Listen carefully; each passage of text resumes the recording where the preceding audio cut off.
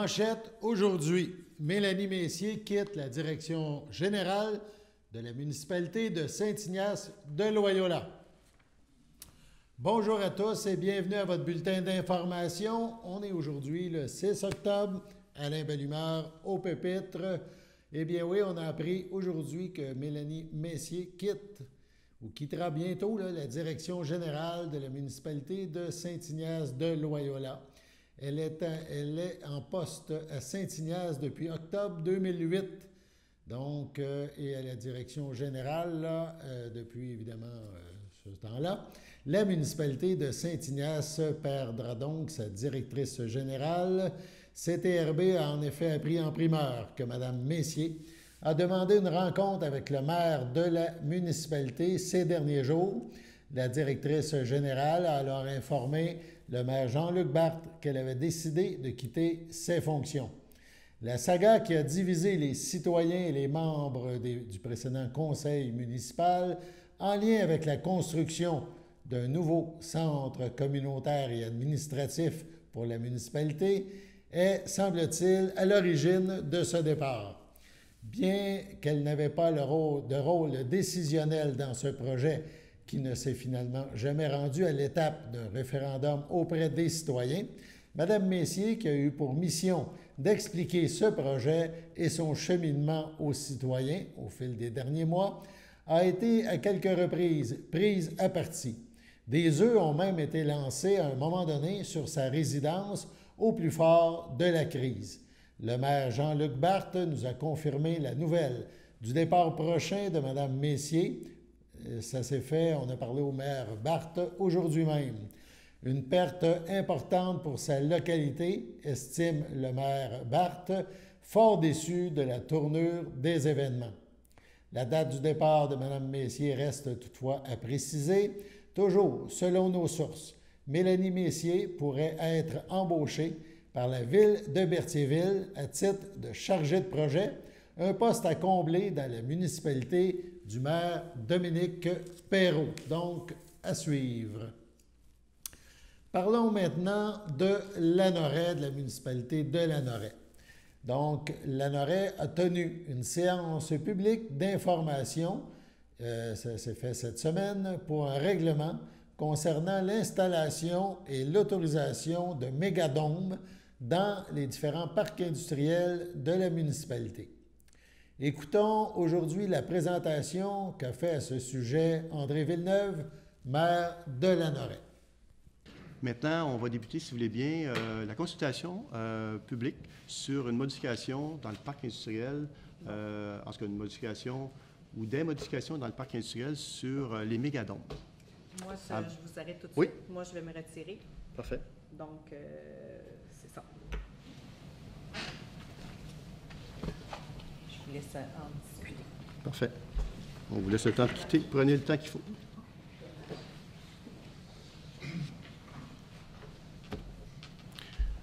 Et n'hésitez pas, quand j'arrêterai de parler, là, ceux qui voudront prendre la parole, et autant pour les membres du conseil que pour les gens dans la salle, juste à faire signe, et puis ça va nous faire plaisir de vous laisser la parole. Donc, cette modification-là, qui a été demandée par des gens qui ont des entreprises dans le parc industriel, je dis une modification parce que ce n'est pas un nouvel usage.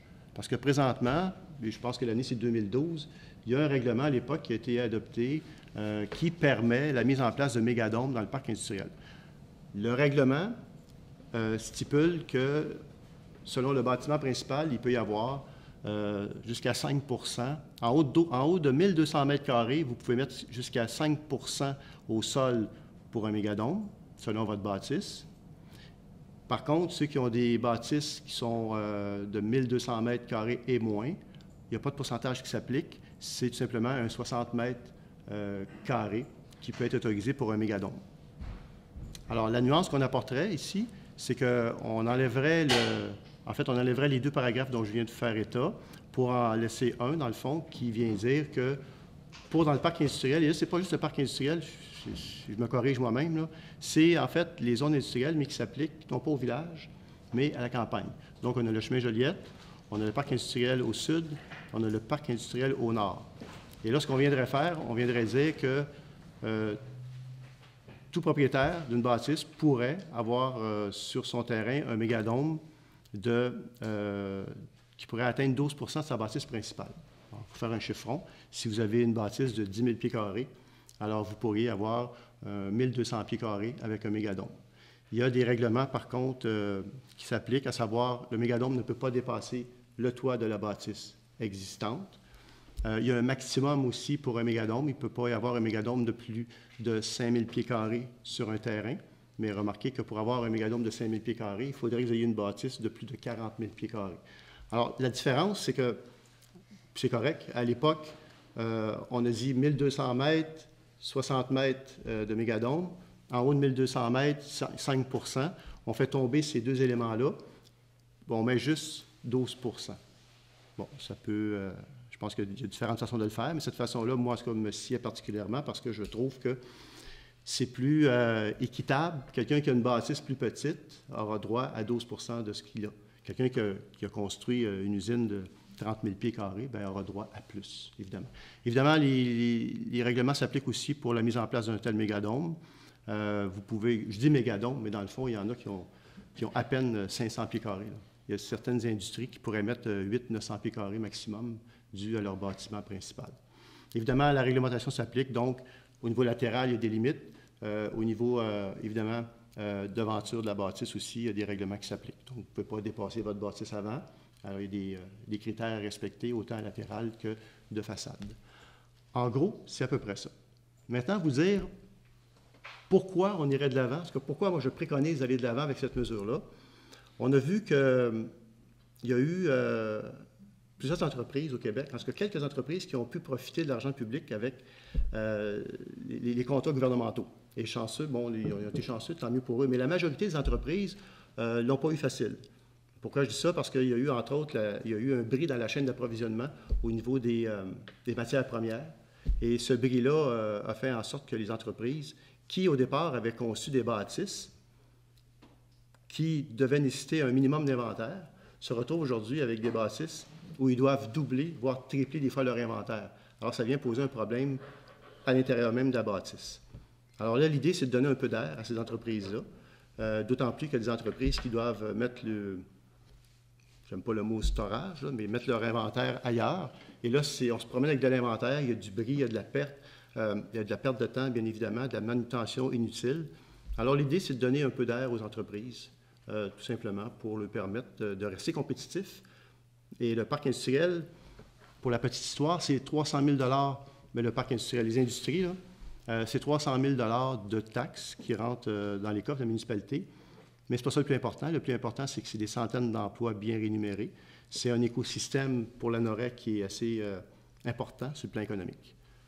Alors voilà, moi j'arrête de parler et je vous cède la parole. Si des gens veulent intervenir, je suis prêt à vous entendre. Le conseil est prêt à vous entendre. Puis j'invite les membres du conseil, s'ils ont des questions, des commentaires, des suggestions, à se prononcer. Après la pause, nous vous présenterons des questions et des réponses en lien avec cette consultation publique à la Norec concernant la possibilité de placer, d'aménager des mégadômes au niveau des parcs industriels. Sur ce, allons à la pause. Chers téléspectateurs, vous êtes cordialement invités le samedi matin dès 9h30 à notre bingo télédiffusé de nos studios de Berthierville. Depuis plusieurs années, nos adeptes de la télévision régionale se sont divisés un montant de 600 $, disponible chaque semaine lors de notre joute de bingo à CTRP. Un amical animateur et ses joyeux compères, dont un technicien et deux bénévoles, partagent tour à tour cette émission dans le but de vous agrémenter durant 60 minutes. Un moment de plaisir qui pourrait s'avérer payant pour vous. Vous pouvez donc vous procurer les cartes de jeu chez les dépositaires participants et j'ai nommé à Berthierville, le dépanneur Formule 1 et le garage Pétroquet sur la rue Gilles Villeneuve, le marché IGA Extra sur la rue Gabrielle Brissette, le marché Métro sur la rue Notre-Dame et la pharmacie Proxime sur la rue Frontenac. À Saint-Ignace-de-Loyola, le dépanneur Esso sur la rue de la Traverse et le marché Aldo sur le rang Saint-Michel. C'est donc un rendez-vous hebdomadaire chaque samedi matin dès 9h30 sur les ondes de CTRB, votre télévision régionale et communautaire, maintenant en haute définition. On vous attend donc en grand nombre et toute l'équipe vous souhaite bonne chance.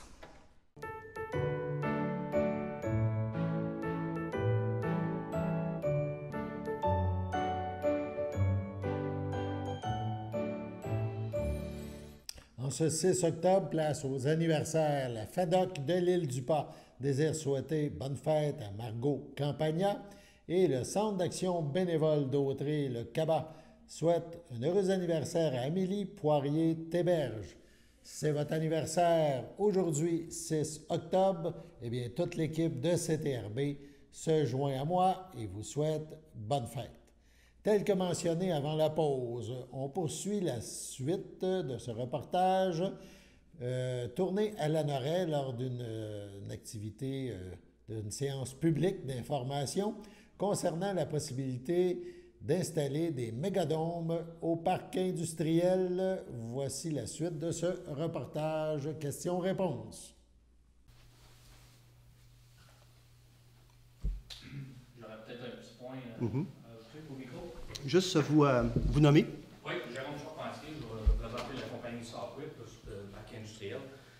Si je peux ajouter peut-être un petit mot, je ne sais pas si vous avez remarqué, si vous avez été prendre une ride dans le parc industriel dernièrement. À l'extérieur, c'est très difficile de se ramasser aussi. C'est sûr qu'on a des enjeux à l'intérieur de nos usines, mais je regarde n'importe quelle entreprise sur le parc et il y aurait de l'ouvrage à faire à l'extérieur. Un mégadôme va nous aider beaucoup. Nous, chez Software, un des gros challenges qu'on a, un des gros défis qu'on a, c'est la pénurie de main-d'œuvre. Et puis, on gère nos contrats tant qu'on peut en faisant fabriquer beaucoup de notre matériel, beaucoup de nos équipements à l'extérieur souvent. On les amène chez Software avant l'assemblage final. Ça nous prend de la place pour pouvoir l'entreposer.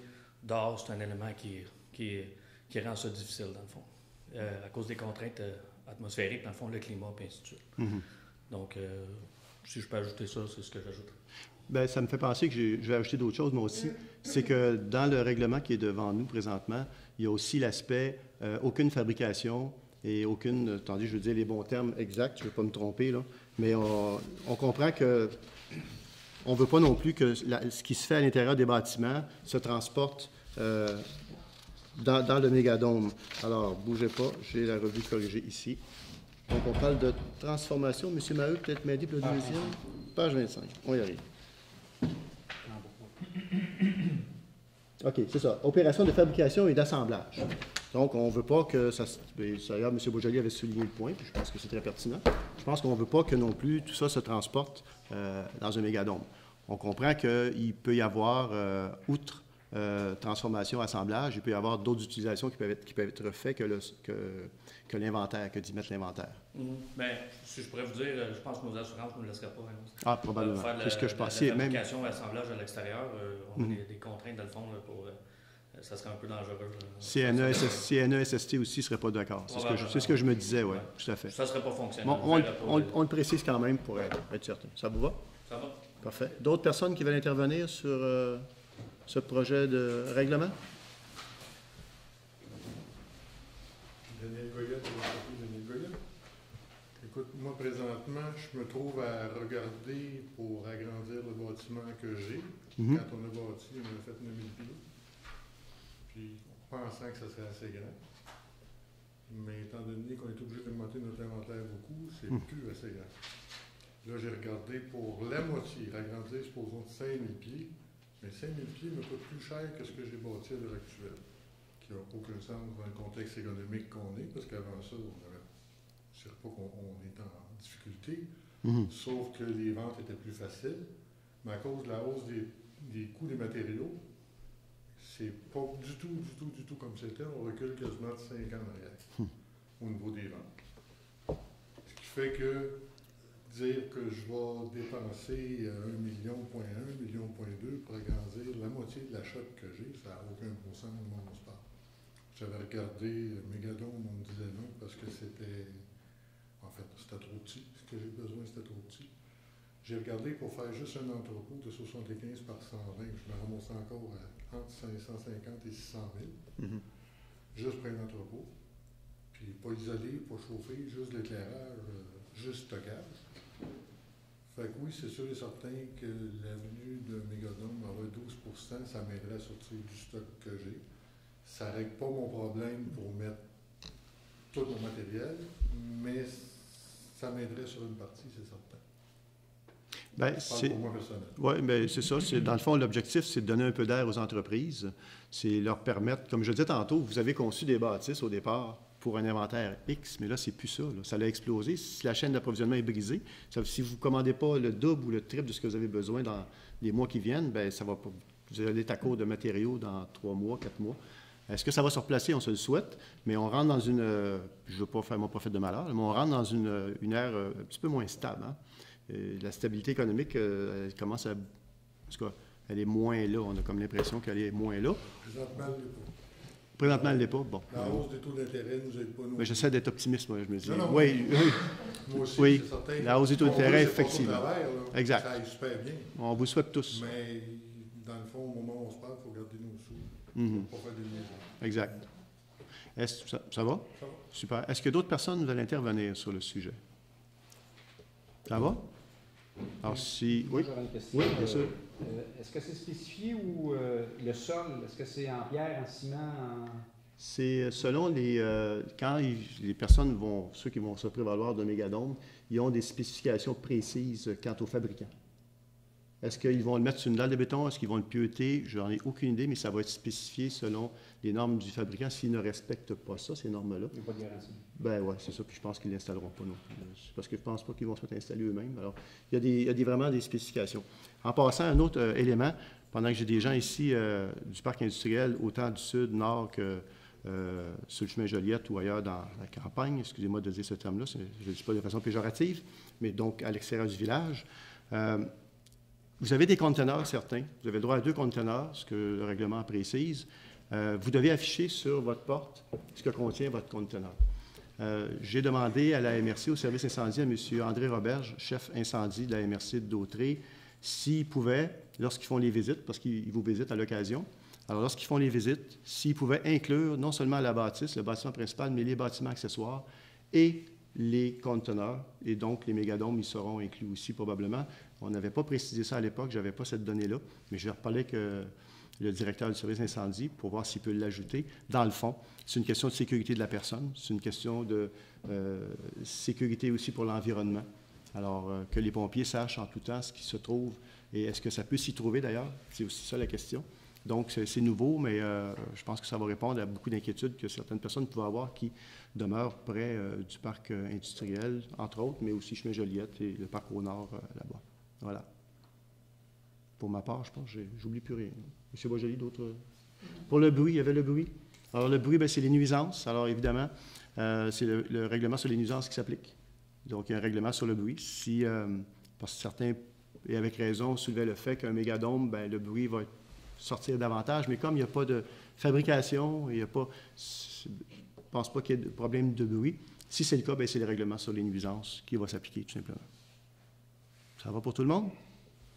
Alors, si ça épuise commentaires et questions, on va mettre fin à cette séance de consultation. Merci beaucoup. Je vous invite à ne pas vous en aller. Il y a une séance du conseil municipal. Si vous partez, vous allez me faire la promesse de l'écouter sur Facebook. Ça serait déjà ça, parce qu'elle est sur Facebook. Alors, on vous veut comme auditeur. Voilà, moi, je mets fin à ce cadre formel. Et maintenant, si vous voulez discuter entre vous, échanger, ça va me faire plaisir. Voilà, merci. Bien sûr, allez-y. La prochaine étape, tantôt, le Conseil devrait adopter un deuxième projet de règlement. Et ce deuxième projet de règlement-là, après ça, il y a une suite qui se fait, avis public, etc. Et il devrait rentrer en vigueur un mois et demi, à peu près, un mois et demi. Alors, mais, je vous le dis, allez pas l'acheter tout de suite, si jamais il y en a d'entre vous qui veulent l'acheter, parce que, puis je pense que c'est important de le dire par toute transparence, il y a un processus qui s'applique. On adopte le deuxième projet de règlement. Ce soir, si le Conseil est d'accord, on va l'adopter. Mais il y a un processus qui rentre en action. Les gens pourraient, il y a des gens qui pourraient s'opposer. Et donc, signer un registre, etc. Et là, on parle d'autre chose. Mais à mon avis, je pense que les gens vont comprendre qu'on le fait pour justement donner de l'air à nos entreprises. Et d'ailleurs, moi, ce qui m'a fasciné, c'est à Saint-Sulpice, en plein cœur de milieu urbain, la patinoire, c'est un mégadome. Je me suis dit, wow, c'est à un moment donné, là, un parc industriel, je pense qu'en mettant les mesures dont je vous ai parlé tantôt en place, on vient quand même s'assurer que ça va se faire correctement. OK. Je demandais parce que l'hiver approche, c'est Ouais. c'est ça le mois qu'on perd. Mais je comprends qu'il y a un processus. Bien, vous pouvez prendre le risque, mais c'est à vos risques et périls. OK, moi je comprends. Je vais juste vous aviser de ça parce que si je ne vous le dis pas, puis on l'adopte ce soir, puis vous allez l'installer et qu'il y a des contestations, à ce moment-là, on se trouve dans une situation qui est différente. Voilà. Bien, merci beaucoup. Pour la première fois depuis sa fondation, le marché fermier de Saint-Norbert continue à tenir kiosque cet automne. Ce sera donc l'occasion rêvée pour discuter conserves et réserves de produits frais pour les mois plus froids avec les artisans producteurs passionnés qui font affaire à ce marché. Cette passion contagieuse s'est d'ailleurs révélée, encore une fois, lors d'un petit vox pop improvisé auprès des divers exposants du marché. À la question « Pourquoi venez-vous au marché ?», ils ont répondu « Pour la belle visibilité et le réseautage, pour l'importance de manger local, directement chez nous et autour de chez nous, pour promouvoir notre village et être actifs dans notre communauté, ou encore pour faire profiter les gens d'ici de l'abondance des champs et de la variété de nos produits. Parce que ces belles valeurs locales n'ont pas fini de rayonner, les marchés automnaux seront là pour vous accueillir. C'est donc un rendez-vous au marché fermier de Saint-Norbert les vendredis 7, 14 et 21 octobre prochains, dès midi. C'est le moment, à cet endroit-là, c'est le moment de faire le plein de belles récoltes, des récoltes de fin de saison. Pour les informations les plus à jour, les heures d'ouverture, la liste des exposants présents chaque semaine, toute l'équipe invite les visiteurs à consulter la page Facebook du marché fermier de Saint-Norbert. La campagne de vaccination contre la grippe saisonnière débute tôt, c'est débuté donc tôt, depuis le 5 octobre. Il est possible de prendre rendez-vous dès maintenant pour la vaccination contre la grippe. Vacciner les personnes les plus à risque demeure la priorité. Les personnes les plus à risque de complications et de décès associés à la grippe sont invitées à se protéger en se faisant vacciner dès maintenant. Les clientèles ciblées pour recevoir le vaccin sont les suivantes. Personnes de 6 mois et plus atteintes de maladies chroniques, incluant les femmes enceintes, quel que soit le stade de la grossesse. Les personnes âgées de 75 ans et plus, les femmes enceintes au 2e et 3e trimestre de grossesse, les aidants naturels ou proches résidents avec des personnes à risque ou avec des bébés de moins de 6 mois. Des travailleurs de la santé, particulièrement ceux donnant des soins directs aux usagers en centre hospitalier, en CHSLD ou à domicile.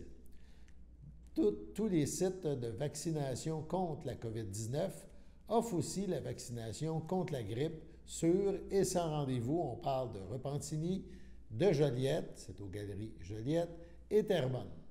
Des équipes mobiles du CI3S se déplaceront aussi dans plusieurs municipalités de la région pour offrir le vaccin contre la grippe. Plusieurs pharmacies de la région offrent aussi ce vaccin. Il est même possible que votre clinique médicale offre la vaccination. 2 options s'offrent à vous pour prendre rendez-vous par Internet. Donc, on vous invite à visiter le site du gouvernement. Une fois sur le site, on va juste vous donner l'information correcte. Allez-y. Le site www.clicsanté.ca. Une fois sur le site, on sélectionne le service Vaccin contre la grippe, /influenza. On demande d'entrer votre code postal et de suivre les directives. Possible aussi de s'inscrire par téléphone. On compose le 450-755-3737 ou sans frais, 1-855-755-3737 du lundi au vendredi de 8h20 à 20h, de 8h pardon, à 20h, ou le samedi et le dimanche de 8h30 à 16h30. Pour connaître tous les lieux de vaccination, on visite la section www.quebec.ca/santé. On visite le site web du 6 de Lanaudière. Assurez-vous de noter l'heure, la date, le numéro de confirmation de rendez-vous. Le jour de rendez-vous, apportez votre carte d'assurance maladie. Sur ce, passons à la pause.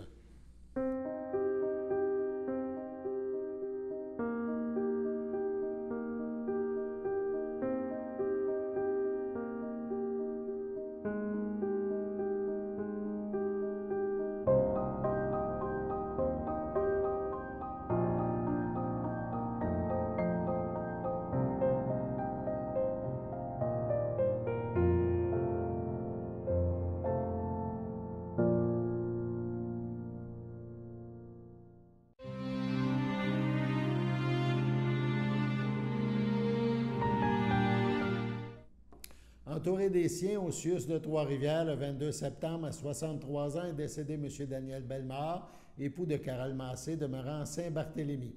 Il laisse dans le deuil, outre son épouse, ses enfants, Maxime Bellemare, Valérie Joly, Simon Bellemare, Andréane Sirène. Ses petits-enfants, Antoine, Nathan, Eva et Livia, son père Réal Bellemare, feu Jacqueline Lagacé, et sa conjointe Gisèle Durand, son beau-père Cyril Massé, feu Réjeanne Marchand et son épouse Clémence Sarrazin, ses beaux-frères et ses belles-sœurs, Marie-Claude Massé, Alain Manègue, Mario Massé, Joanne Paquin, ses neveux et sa nièce, Frédéric Manègue, Alexandra Grenier, Sébastien Manègue, Myriam Charette, Ariane Massé, ainsi que plusieurs oncles, tantes, autres parents et amis.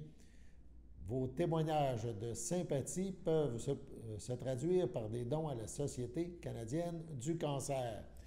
La famille vous accueillera samedi le 8 octobre, 13h en l'église de Saint-Barthélemy. Suivront les funérailles à 14h. M. Daniel Bellemare sera inhumé au cimetière de Saint-Barthélemy. Sur ce, passons à la météo.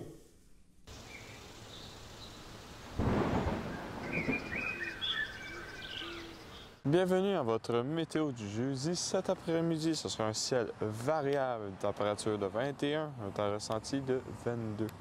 Jeudi soir, c'est nuageux avec éclaircies, une température de 16, un temps ressenti de 16. Jeudi nuit, plutôt nuageux, une température de 15, un temps ressenti de 16. Vendredi matin, c'est nuageux avec averse, une température de 14, un temps ressenti de 13.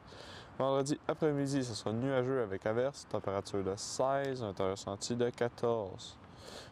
Vendredi soir, ce sera un ciel variable, une température de 8, un temps ressenti de 5. Et voilà, c'était tout pour votre météo.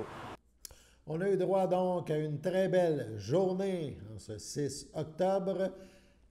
C'était votre bulletin d'information sur les ondes de CTRB, votre télévision locale et régionale.